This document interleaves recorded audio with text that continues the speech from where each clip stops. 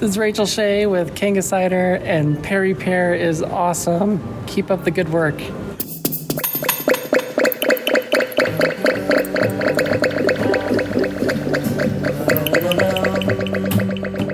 Hello, my name is Ria Windcaller, and I am the producer and cider MC of this weekly podcast, where we speak with makers, cider enthusiasts, and folks within the cider trade from around the world.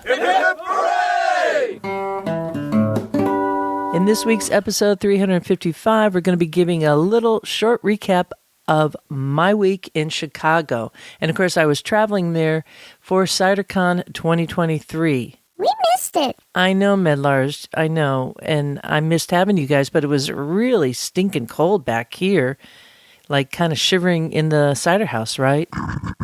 We had the heater going, Ria. Good, Mr. Quince. I hope that it all worked and you didn't lose any power. That's never a problem for me. Yeah, I'm sure you got it all covered. Anyways, you heard us coming into this episode, Rachel from King of Cider, which is based in Texas, giving a little tip of the hat to Perry Pear. Indeed, I heard that, Ria, and that is music to my ears. I know, Perry Pear. Hey, it wasn't only Rachel. There was a lot of people who were telling me how much the podcast meant to them and how much the Talking Palms was, really, you guys, you're the star of the show, Palms. You really are. No surprises there, Ria. No surprises at all. We are the Talking Palms. Yes, you are, Perry Pear. So let me just make sure that everybody who is new to this here podcast knows exactly who you are. So once again, we have the Talking Palms here. We have the Medlars. Hello. We have Mr. Quince. Pleasure. And Perry Pear. Yes, hello. I am Perry Pear. Between the Talking Palms, who you just heard, who are my main sidekicks on this podcast. Sidekicks? You know what I mean.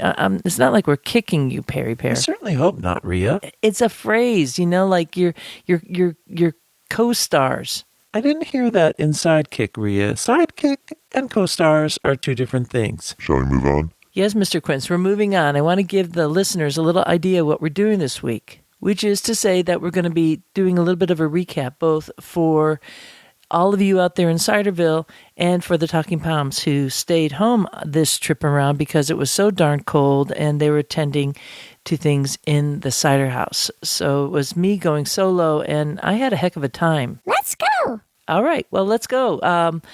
We're going to take a little music switch here, and then we'll tell you a little bit about landing in Chicago and how that first 2 days of the tour went, okay? Yes. Welcome to Chicago. I'm Bernard Turner. I have been a docent at the Chicago History Museum for the last 20 years. So I know a lot about Chicago history and a lot about Chicago culture. And I also am the executive director of the Bronzeville Black Metropolis National Heritage Area. And for those of you who are from out of town, this is something that we've been working on for over 12 years. And just before Christmas, the National Heritage Act passed, and Bronzeville is now a National Heritage Area. Congratulations. Thank you. Leading up to CiderCon, the American Cider Association offers tours, cider tours. They were going out to many different locations, and the morning tour that I'm on here was called Bronzeville, which is an area that was really right up the road from the Hilton along the south shore of Lake Michigan. Perhaps a 10-minute drive, not even. And there's just so much abundance of history here.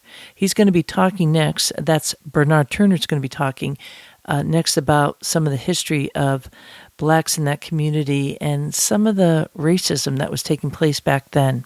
We'll have a little short clip there. I do want to say, for those of you who have listened to some of the previous episodes, I was mentioning that Dilla was going to be presenting this tour, and unfortunately he was not. So we had Bernard's take on everything, and he was informative. So let's roll to that clip next. Bronzeville in particular changed from a black belt. It was a total black belt to a black metropolis because a lot of businesses grew up in the neighborhood.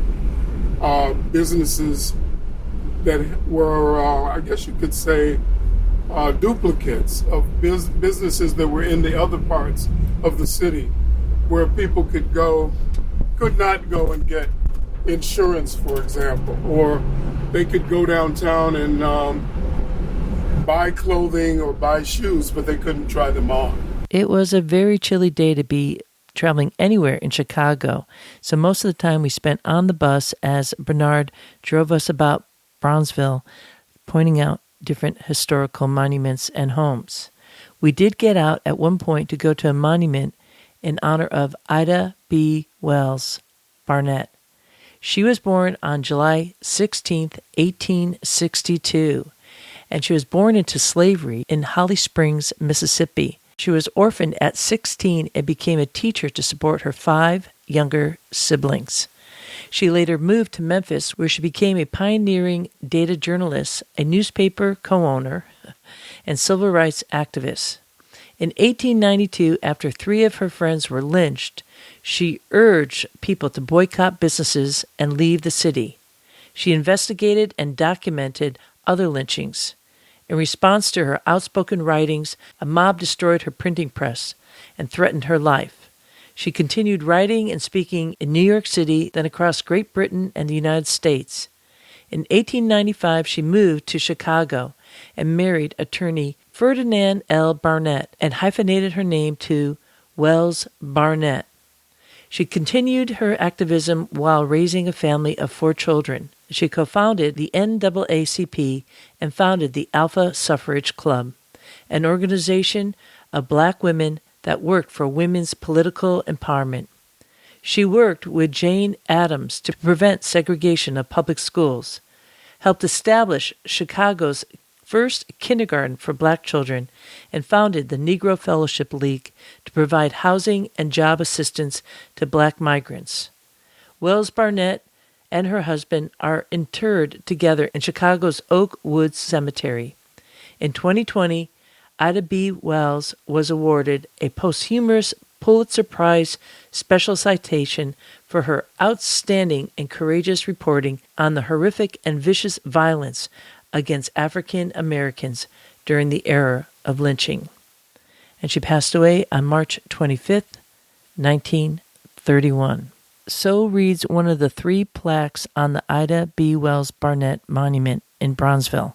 I will have a photo of the monument, and you'll also get to see a video of the monument in full because there's a number of different plaques, and that will be going up both on the show notes to this here episode 355 and on Instagram at Cider Chat Ciderville. Suffice to say that these tours are so well worth it to get a piece of history, to get a sense of the culture, and to help integrate our society further and further to its full truth, which is all about, to me, about creating a society where everyone is seen equally under the rule of law and everyone has the opportunity and the ability to be given the right of life, liberty, and freedom. Thus, this is why I always seek out these tours, and I really appreciate the American Cider Association for offering it. Next up was a bit of a change of pace from Bronzeville as we headed out to the tour with Liz Gambari, all about historical taverns in Chicago. My name's Liz Garibay. I'm a historian. I happen to look at history through the lens of alcohol. Yeah! Sounds fun. Born and raised in Chicago. You actually look at the geography of our Chicago River, it actually looks like the letter Y. We have that main branch, which feeds into Lake Michigan, right? So that's the base of the Y. And then we have a north branch and a south branch. So the letter Y is actually a very important municipal symbol in our city. If you look at sewers or light boxes, even garbage cans, wherever you see a circle and a Y, that represents the river and the city. So if you think about that Y, right, there are 3 pieces of land that are divided by the 3 branches of the river. So the very first 3 taverns that were established were on each of those pieces of land because, God forbid, you get into a canoe to go to the local bar, right? That's bad news. So the hot happening bar in 1829-ish is a place called the Sauganash Tavern, which is one of those bars. And there are already some people making decisions for Chicago, right? This small little village. It's a village. And the Sauganash Tavern was like the hottest bar in town. It's a place to see and be seen, a good fiddle off, a good gambling game, right? Marc Beaubien, its proprietor, was known to entertain his guests in so many forms, but his fiddle was hot and people loved it. So they decided that they should talk about the future of this village. So they decided to go to the Sauganash Tavern, which was located at the Sauganash Hotel. Historically, taverns got their beginnings in hotels because travelers needed to eat and drink. So they hang out and they're throwing back some imported ales if they could afford it, but mostly they're throwing back some whiskey, some cider, and a few other things that are not as fragile as beer, right? And so they start to get a little loopy, and they vote. Hey, should the small village of Chicago become a township, an official township? And they vote yes. Well, that's 1833. So in 1833, we become an official township. 4 years later, they go back to the Sauganash, still hot, still happening, and they have pretty much the same conversation, but this time it's about should this new township become an official city? And Illinois had just become a state in 1818, so still relatively new, right? So by this time we're in 1837 and they vote, and it's yes, Chicago should officially be a city in the state of Illinois in the United States. So that's a really important story to me because it gives you an understanding how the beginnings of our city are in the bowels of the bar, not once but twice. And things haven't really changed since, right? So that right away we have this drinking culture that's established. Well, that certainly sounds familiar, doesn't it? Where a tavern is basically the homing spot where everyone goes to discuss politics and then to set the fabric of America in the early days and even today still. If you want to check out more and go on this tour, I'll have a link in the show notes to Liz's tour and what she's doing in Chicago for this year episode 355. Those cider tours all took place on Tuesday, and then on Wednesday were the workshops and Cider Share. And for myself, as a podcaster, I was interviewing with the likes of... Hi, this is Tom Oliver of Oliver's Cider and Perry, located in Oakle Pitchard in Herefordshire in England. Hi, this is David Donovan. And Kelsey Donovan. Of Vala's Orchard Cider Co. We're located in Gretna, Nebraska, near Omaha, which is basically smack dab in the middle of the U.S. Hi, this is Story Madrid. And this is Eric Madrid. We are a family-run online business based in Seattle, Washington, called Press Them Press. We have lots of Pacific Northwest ciders and a curated selection of delicious cider from all around the world that we want to share with all of you. You are listening to Cider Chat, home of the Talking Palm. Shout out to them. They were talking to us. Yes, they were, Medlars. Did they not come and visit the cider house, Rhea? Yes, they were here back in, I think it was 2021. They came by and brought their little boy, Silas, who was on Eric's lap the whole time. It was a really special visit. We drank a whole bunch of cider. And, of course, Story did go to France with me on the Normandy Cider Tour in 2018. And she knows Perry along with cider. Yes, I know she does. They are a good fit for this new business, Press Then Press. Agree with that. We'll have links in the show note if you want to get a curated box of cider, where it's a little bit different than when you get on a club from one cidery, which I highly recommend, don't get me wrong.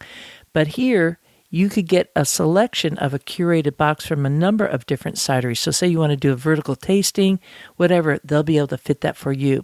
So it was them, and then I also interviewed Tristan Wright of Lost Boy Cider in Alexandria, Virginia.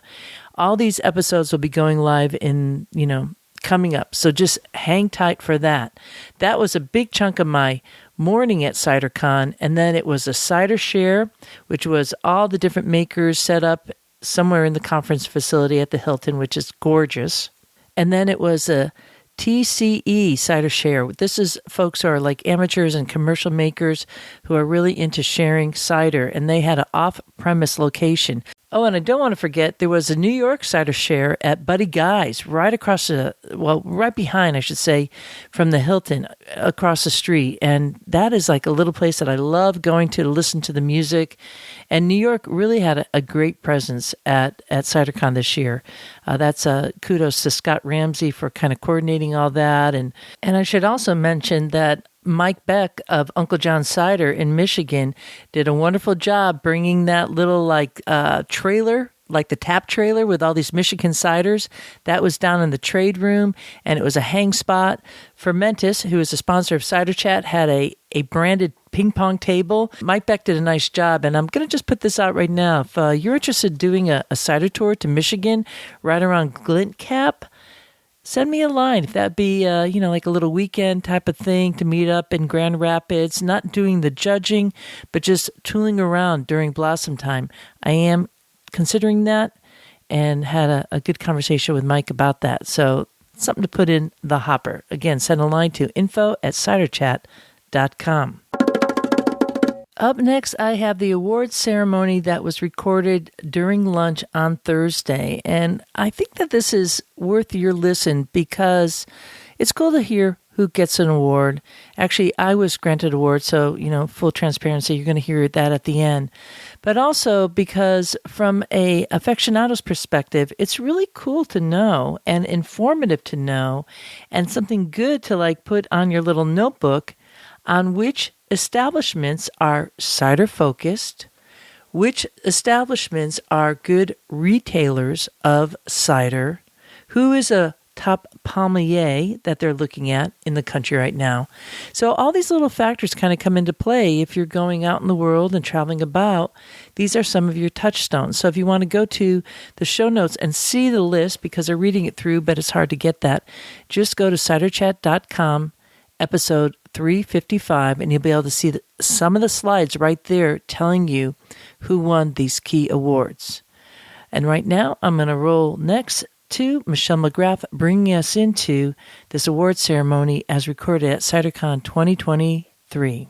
Hi, everybody. Welcome to lunch. I know you're getting settled and chatting with friends and eating. These are all important things. We expect this at lunch, so continue. I hope you had a good first session this morning, and we've got more this afternoon.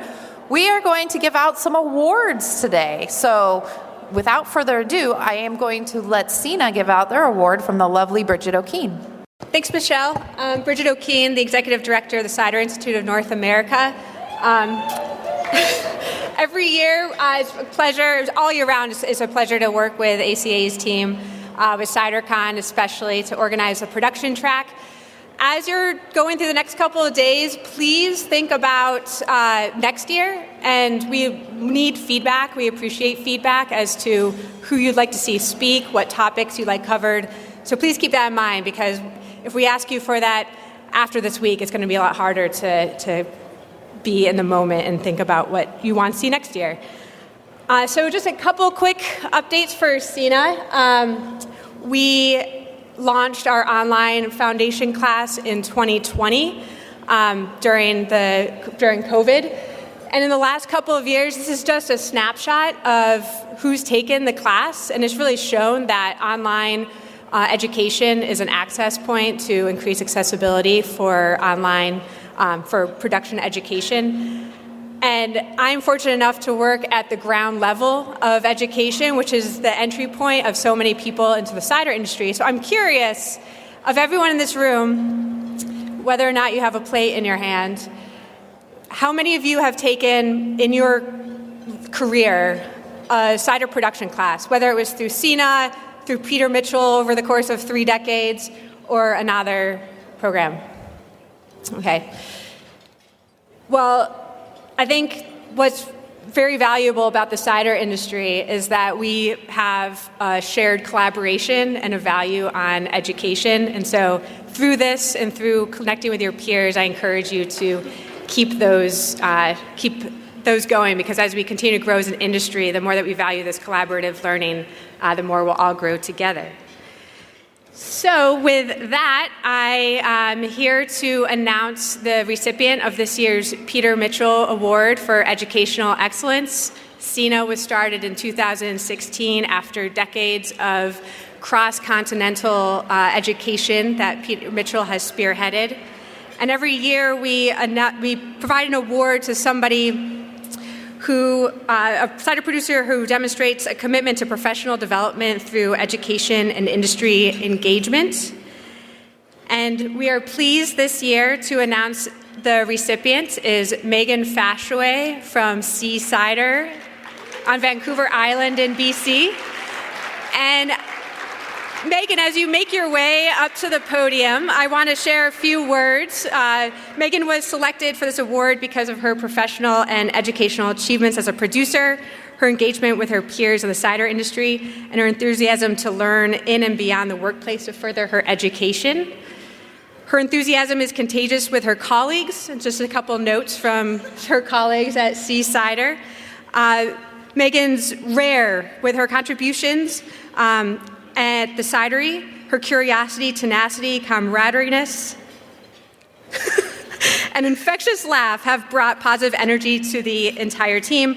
Apparently, also according to Kristen Needham, the owner of Sea Cider, Megan also has a knack for wrangling bitter sharps into delightful small batch blends. So, Megan, congratulations.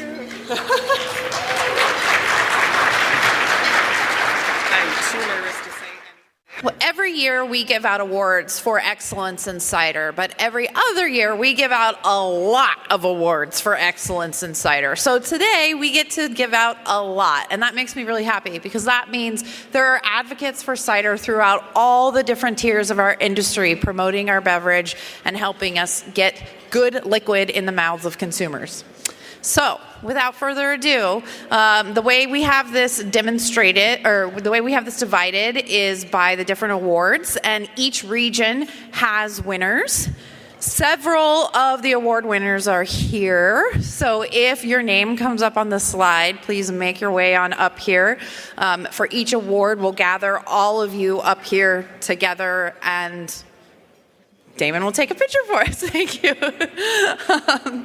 Okay, so up first, Cider Retailer Excellence. These are off-premise establishments that are selling cider enthusiastically and well and knowledgeably. Cellar Door, Ithaca, New York. France 44, come on up. Craft Wine and Beer in Reno, Nevada. How cool is that? Corner Shop in LA. Reno and LA, you guys, they're getting cider awards. That's amazing. And Press Then Press. You guys here? Come on up. And I left out the South. Wine Warehouse, Charlottesville. Sorry about that.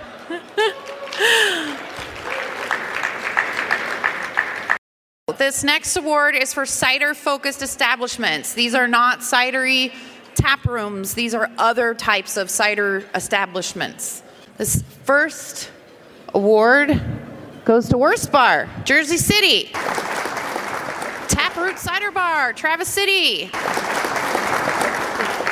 Scion Cider Bar, I know y'all are here. Alma Cider Bar, LA again, representing cider. The Place. CiderCon's in Portland next year. You guys will have to check out The Place. Firefly, Virginia.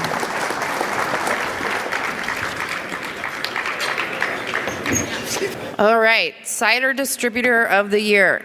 Craft Wine Co. for the East.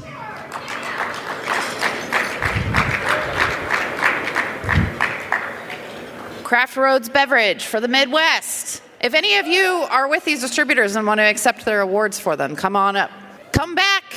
Come back, Utah. Come back. Avantic Craft Beverages. Lime Ventures. Miletus. Anybody want to come represent from Miletus? And Specialty Beverage for the South. Thank you to these distributors for representing cider in your communities. Okay, this next award is Pommelier of the Year. We give this award out to a cider tender or a cider sales rep who is just selling cider like hotcakes, full of knowledge, full of cider joy. It's contagious to the consumers. This award is open to cideries as well as non-cidery establishments. So it's a broad category for anybody who's just really engaging with the consumer in their establishment. It's a fun category. Paige Flory, come on up.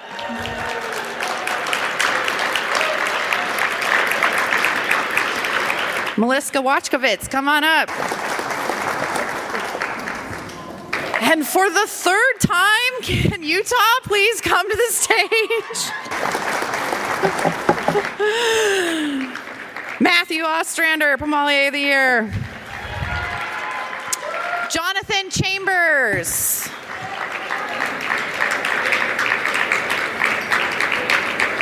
Olivia Maki from Redfield. She's not here today, but shout out to Olivia. And Matthew McAllister from Potters.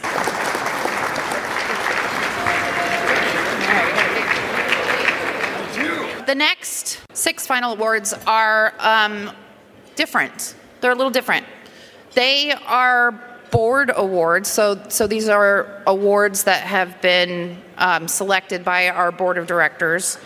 And the first board award is our member appreciation award. This goes to members who have engaged with the association to help us further our strategic goals, who have committed to some of our strategic goals within their own values as a company, who have really embraced the idea of cider is stronger together, and who they're just helpful. They're helpful to other cideries. They're helpful to the association. They're helpful to their regional cider guilds.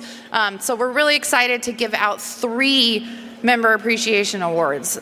I have to say that the membership has been super engaged in the last year. Thank you to all of you who have, volunteered on a committee or even just talked to me on the phone. Thank you. I'm going to give out the first award to someone who could not be here. He desperately wanted to be, but to the team at South Hill Cider and Ithaca, you guys are great. Thank you so, so much. Scott, do you want to accept on his behalf? South Hill Cider has really, really embraced our educational programming. They hosted a workshop that I think like 3 dozen people came and got certified cider professional, and they're all just really awesome. So thank you. The second award goes to a cidery who has just really done a lot for CiderCon this year. They've been super, super engaged in CiderCon, and a lot of the awesome programming is because of strategy sessions with them, and I just can't thank them enough. So to the team at Schilling, thank you for everything that you've done for us this year. Come on up.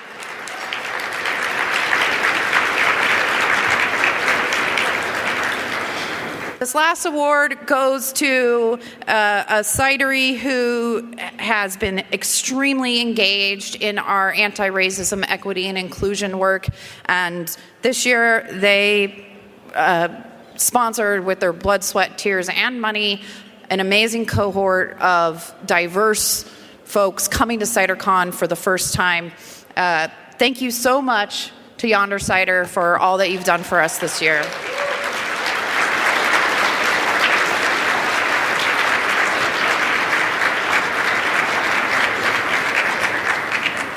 Okay, I am going to pass the mic to Eleanor Leger, who's going to give out our final 3 awards. So these last awards are just a special award to recognize people who've done an incredible amount of service to cider, the industry, over a long period of time, and who continue to do so.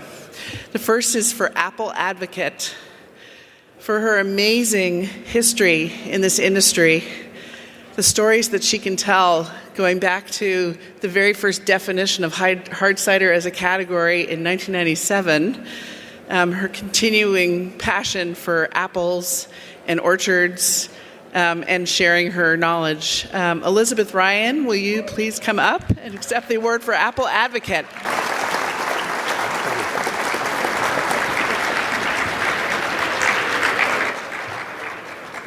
I just want to thank the association. This is truly an honor and a privilege. And never in my wildest dreams, when we had our first meeting of 6 growers in Seattle, did I envision that our industry would become this robust, this amazing. And it's an honor to be here with you.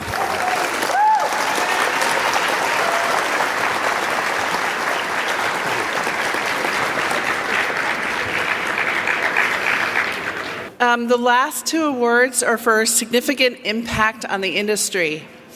And we have 2 this time.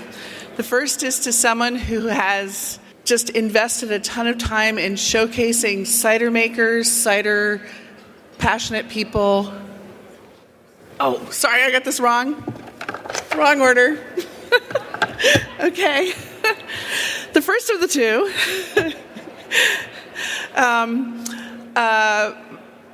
You know them, you love them, I love them.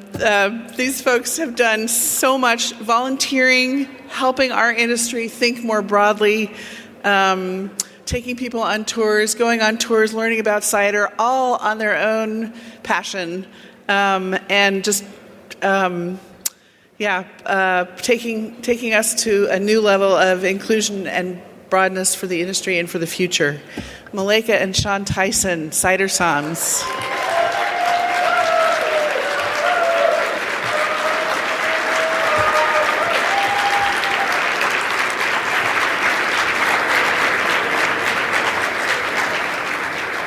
On behalf of myself and Sean, we just really want to thank the ACA, especially for embracing a lot of the ideas we had about increasing the inclusion and diversity at CiderCon.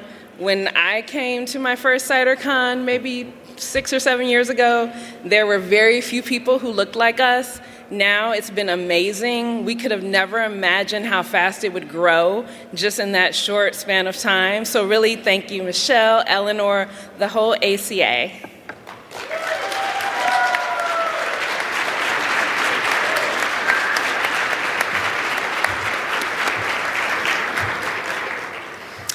And last but not least,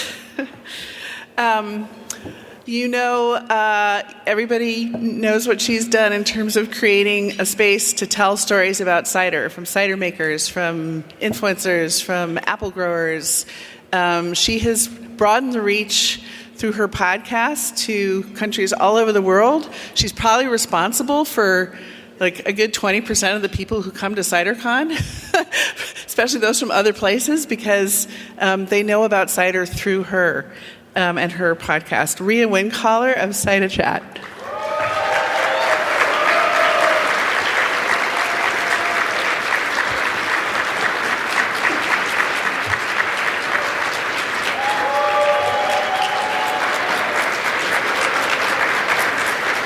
First, I'd like to take a selfie with all of you. Ready? All right. Of course, I have a couple words to say, because I speak to myself most times. First of all, I'd like to say thank you to the American Cider Association for this honor and award. I love being part of a trade that tends orchards, makes delicious libations, and adopts lonely apple, pears, and assorted palm trees. Though the apple is a centerpiece, it is really the people in this trade who inspire me. Like most things in life, this is a two-way street. I don't think I could have been impacted or make a significant impact on something else if that something else hadn't made a significant impact on me. And let me tell you, it has been quite an impactful experience having a front row seat for the past 30 years watching the rebirth of cider in America and connecting with the world of cider at large. So thank you. From the bottom of my glass, I can't wait to share this with the Talking Palms back at Cider Chat Central, which reminds me that I better make mention of one very special Perry pair who won't let me live it down if I don't say this. Yes, we like cider, and we all know that pears are significant too. So cheers and keep cider going up. Thank you, everyone.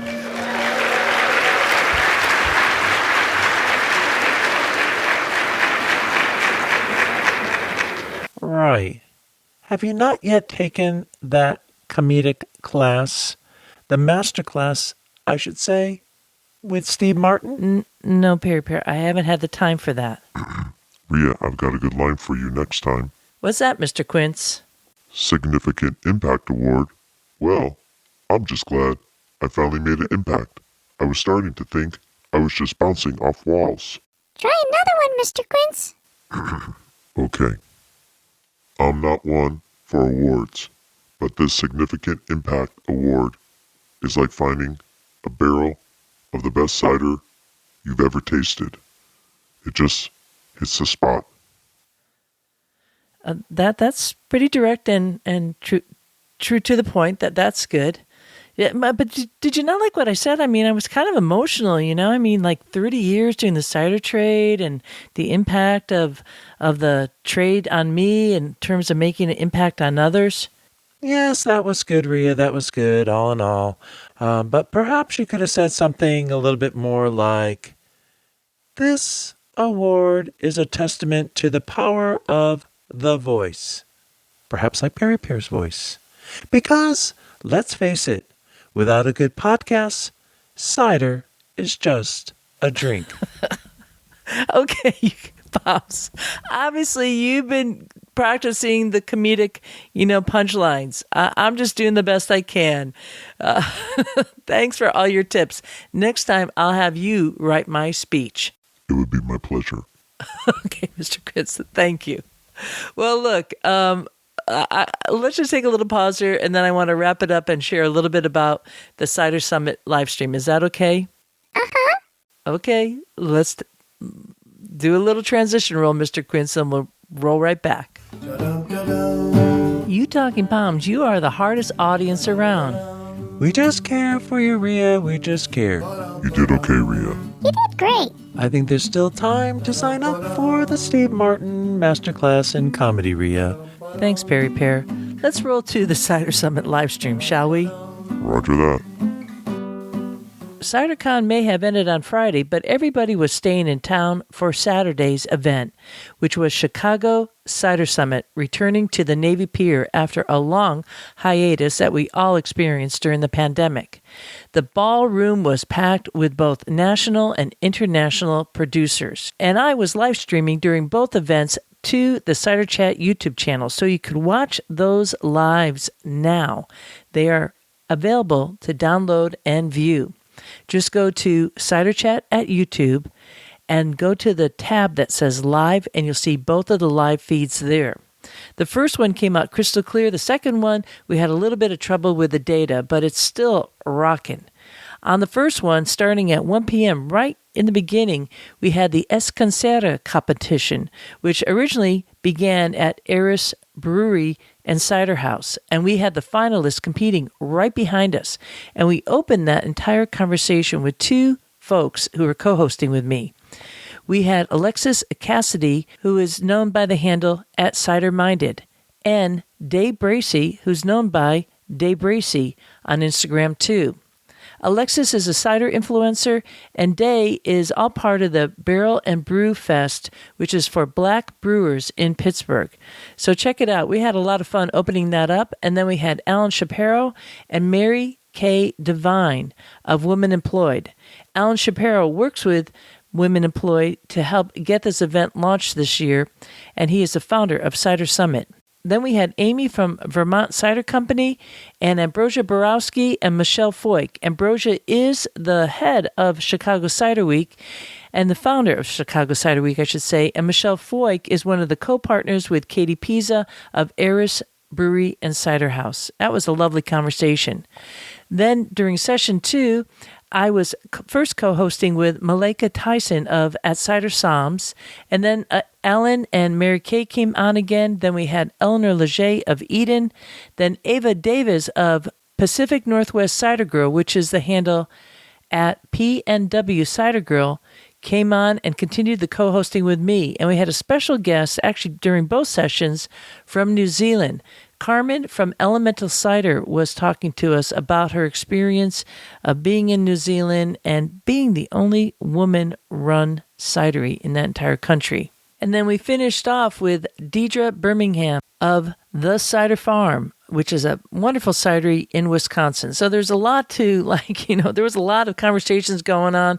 Each live was 1 hour long, more or less, and I really had a great time. I'm hoping to do this again in some other avenues, so stay tuned for that. But again, just check it all out at the Cider Chat YouTube channel, and while you're there, make sure to subscribe so you can be notified of my next Bottles on My Desk live airing, which I use to kind of showcase the bottles on my desk. And I'm going to be doing those as maybe 5 to 10 minute little snapshot live feeds to you. Well, I think that's a wrap. Next week, we'll be going back to the main apple camp and sharing the roundtable with the holistic orchardist. Is that correct? Roger that. Go ahead, Mr. Quince. I have another joke for you, Rhea. Okay. Yeah, sure. I was counting the cider bottles on my desk, and I realized this is the closest I've ever been to being a millionaire. I mean, it's all liquid gold, right here. Hey, I like that one. That's a good one. I could tell that master's class with Steve Martin is really paying off. Well, look, we're almost out of here, but there's one more thing I want to say, which is we have our sponsor, the New York International Cider Competition, and it kind of relates to CiderCon because I got the sense that not everybody understands what it means to have trade buyers judging your cider. So let me relay this story because this is what this competition is all about. It's taking place February 19th, coming right up. There is still time to be able to send in your cider. You could use CHAT23 as a promo code to get $10 off your entry.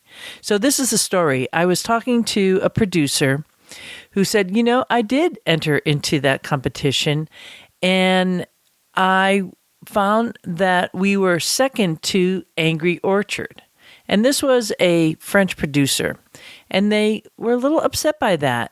And I said, that's great news, because what they were judging and telling you is that Angry Orchard, as far as I know, last I knew, is the best-selling cider in the U.S.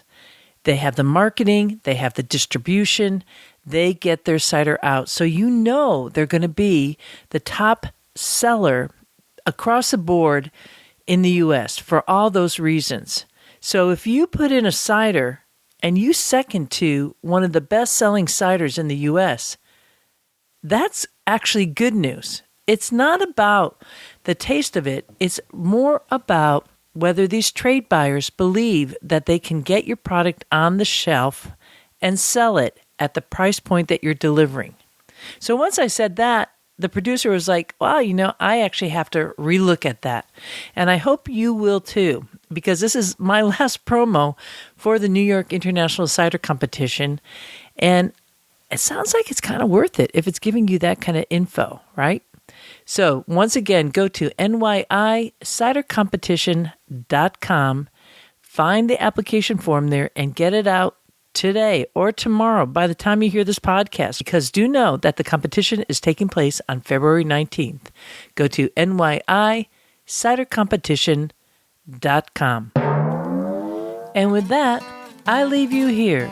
This is Rhea Windcaller and the Talking Palms. Hello. Looking forward to seeing you in Ciderville.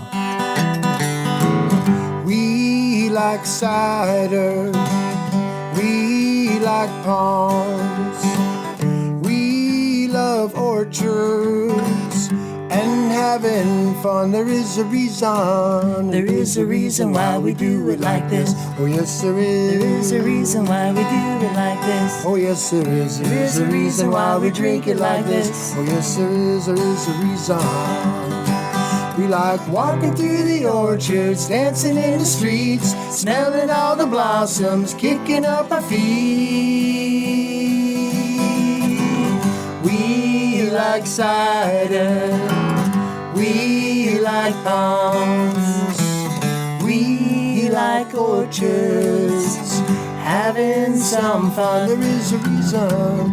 There is a reason why we do it like this. Oh yes, there is. There is a reason why we do it like this. Oh yes, there is. There is a reason why we drink it like this. Oh yes, there is. There is a reason. We like walking through the orchards, dancing in the streets, smelling all the blossoms, kicking up our feet. Oh yeah. We like cider. Oh yes, we do. We like palms. Oh yes, we do. We love orchards, having some fun. There is a reason. There is a reason why we do it like this. Ba-da-da-dum. There is a reason why we do it like this. Ba-da-da-dum. There is a reason why we drink it like this. Ba-da-da-dum. Ba-da-da-dum. We like walking down the orchards, dancing in the streets, smelling all the blossoms, kicking up our feet. Oh yeah. We like cider. Ba-da-da-dum. We like palms. Oh yes, we do. We like orchards, having some fun.